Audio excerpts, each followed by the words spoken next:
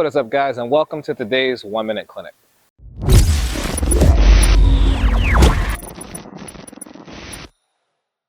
And before we get started, guys, don't forget to like and subscribe.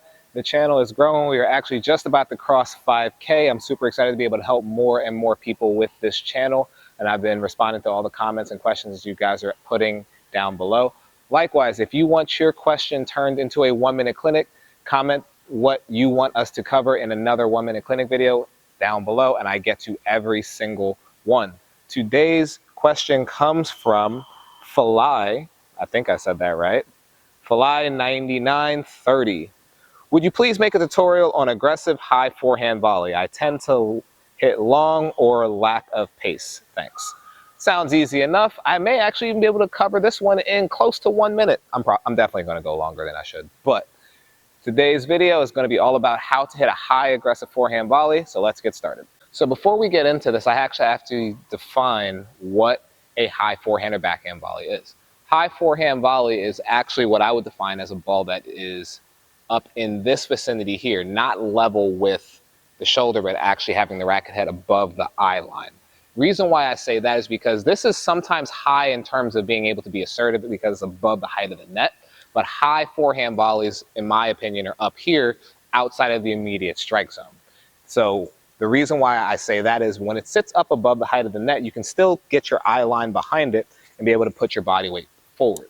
Once the ball gets up into a certain area, people tend to find themselves swinging this way or dragging the shot down. So I'm actually going to be covering this one up here.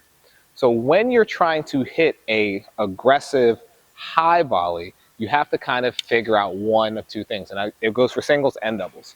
Thing number one is, where are you on the court in relation to the ball? So I'm going to use the frame of the camera as my reference point.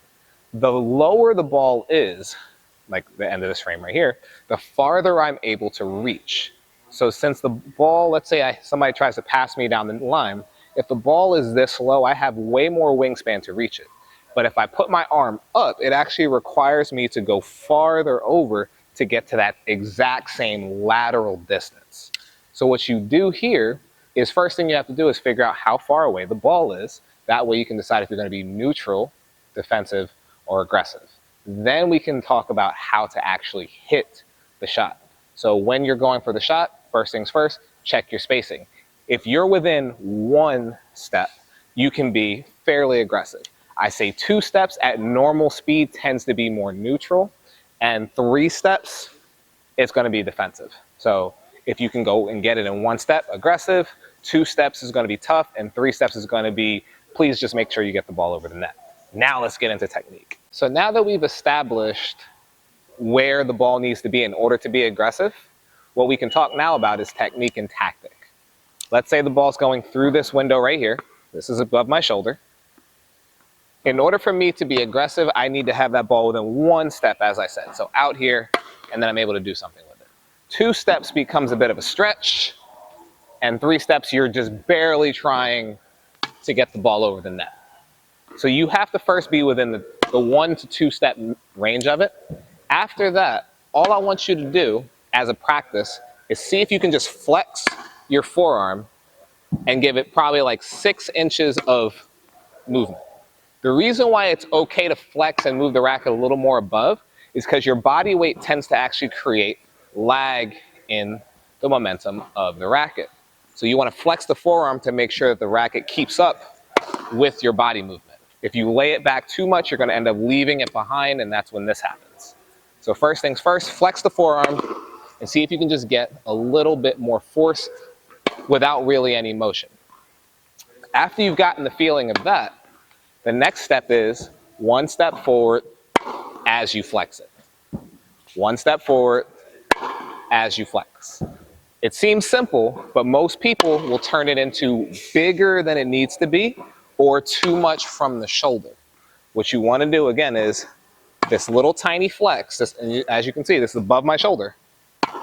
You want to flex your wrist a little bit and give yourself that downward and forward angle. So I'm going to step up closer to the camera just for the sake of explanation. When I was standing there, all I did was, again, forearm, not big wrist flicks, not big shoulders, I took the racket from here. I'm doing it at shoulder level for the camera, but all I did was flex my forearm that much. The reason why you do that is residual momentum and inertia when your body moves. As I go to move my body forward, I'll use the racket right here. As I go to move my body forward, the racket naturally gets left behind. So if I go to step into a ball, the racket lays back. Flexing the forearm is going to allow you to keep the racket braced so that you don't end up with a high ball and the racket lagging like this. This is where most people get that sailing action from, because they go to try to hit it and the racket gets trailed this way. So first thing we're going to do is flex the forearm, and then we're going to make a longer motion if you can get your feet behind it, meaning like a step into the court. But as you saw, even just that little flex right there is enough to hit a pretty aggressive ball based on being close enough. Now, when we talk about being in the neutral position or in the defensive position, your goals change tactically. Tactically because it's all about where you're targeting. When you're standing this close, you can pretty much flex and aim wherever you want. Once it gets to that wingspan a bit and up here, what you're going to be doing, most people make this mistake, they tend to pull the ball back across their body. That is doable, but that is difficult. What I want you to do is this right here. So with the ball coming through this window, just like before, I haven't moved anything. You've got the ball right here. Most people will flex out and then try to drag that shot across their body going for an angle, which again is doable, but it's way easier with that stretch and with that big movement to keep the ball in the same direction as yourself and go and aim that way. Follow your body momentum and push that ball with your racket face, with your feet, with your body off to the side.